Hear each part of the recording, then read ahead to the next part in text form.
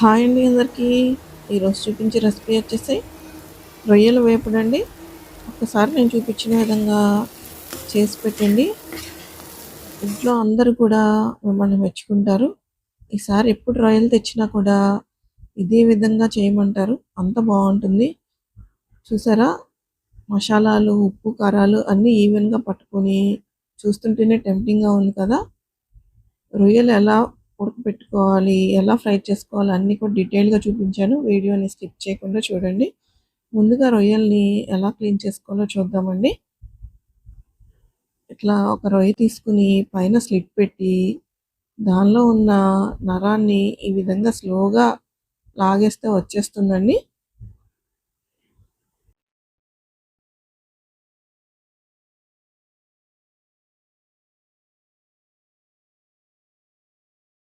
అంతే అండి. ఇదే విధంగా అన్ని రొయ్యలు కూడా క్లీన్ చేసి పెట్టుకోవాలి. తర్వాత ఉప్పు, పసుపు వేసి 3, 4 సార్లు కడిగి పెట్టుకుంటే ఈ విధంగా ఉంటాయండి.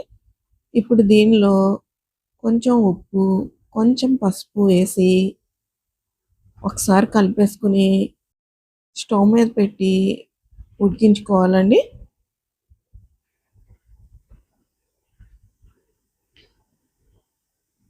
ఫస్ట్‌లో లో టు మీడియంలో కుక్ చేసుకోండి.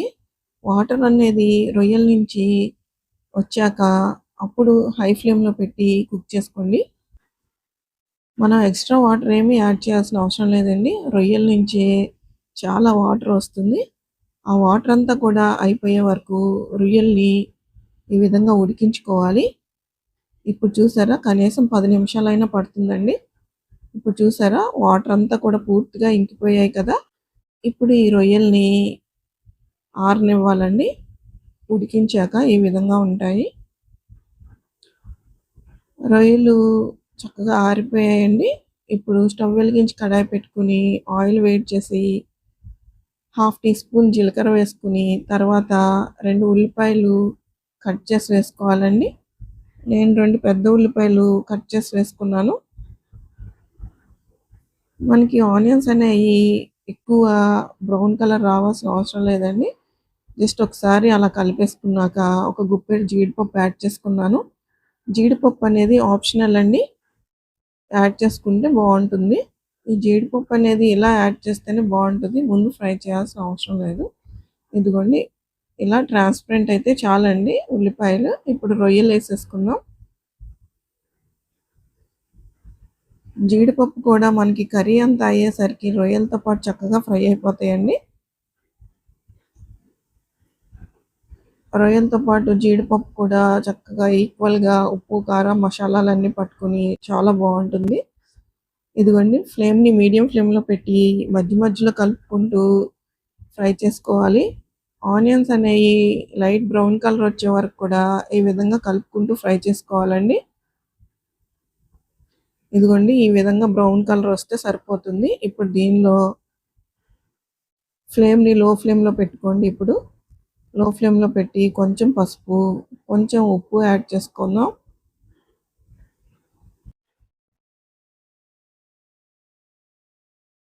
ఉప్పు, పసుపు వేసాక ఒకసారి కలిపేసుకుని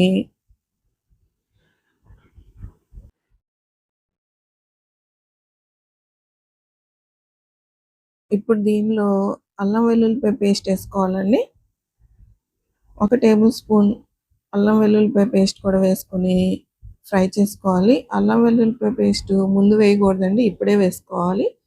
ఇప్పుడు వేసుకోవటం వల్ల రొయ్యలకి, ముక్కలకి అన్నిటికీ కూడా సమానంగా పట్టుకుని చాలా బాగుంటుందండి. అల్లం వెల్లుల్లిపాయ పేస్ట్ ఫ్రై అయింది కదా. ఇప్పుడు కారం వేసుకుందాం. కారం, ఉప్పు మీ టేస్ట్ తగ్గట్టు మీరు అడ్జస్ట్ చేసేసుకోండి.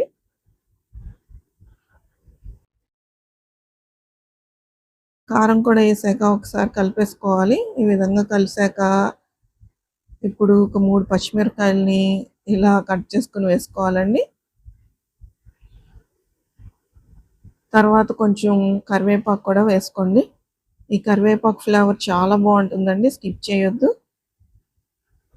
ఈ కరివేపాకు కొంచెం క్రిస్పీగా అయ్యే వరకు కూడా ఫ్రై చేసుకోండి. ఈ ప్రాసెస్ అంతా కూడా మనం లో ఫ్లేమ్లోనే పెట్టి చేసుకోవాలి.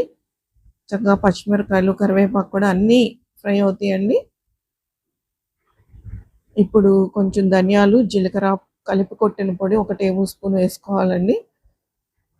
ఇది కూడా వేసుకొని ఒకసారి కలుపుకుందాం. ఇవన్నీ కూడా వన్ బై వన్ వేసుకుంటా ఉండాలండి. వేసుకుంటే ముక్కలన్నిటికీ ఈక్వల్గా పట్టుకుని కర్రీ అనేది చాలా టేస్టీగా ఉంటుంది. నేను చూపించిన విధంగా మీరు చేశారంటే మీకు మంచి కర్రీని ఎంజాయ్ చేస్తారు. నాకైతే ఒకసారి టేస్ట్ చూసుకుంటే కొంచెం ఉప్పు తగ్గిందండి. మీరు కూడా ఒకసారి టేస్ట్ చూసుకుని ఉప్పు కారాలు అడ్జస్ట్ చేసుకోండి. ఇప్పుడు కాస్త గరం మసాలా వేసుకోవాలి. గరం మసాలా 1/2 టీ స్పూన్ వేసానండి. నేనైతే గరం మసాలాలో చెక్క, లవంగం, యాలకులు, కొంచెం ధనియాలు, జీలకర్ర వేసి కొట్టుకుంటానండి. గరం మసాలా వేసి కలిపేశాక ఇప్పుడు కొత్తిమీర అండి. ఫైనల్గా కొత్తిమీర కూడా వేసి ఒకసారి కలిపేసి ఇంకా స్టవ్ ఆఫ్ చేసుకోవటమేనండి. ప్రాన్స్ ఫ్రై రెడీ అయిపోయింది. చూసారా ఎంత బాగా వచ్చిందో.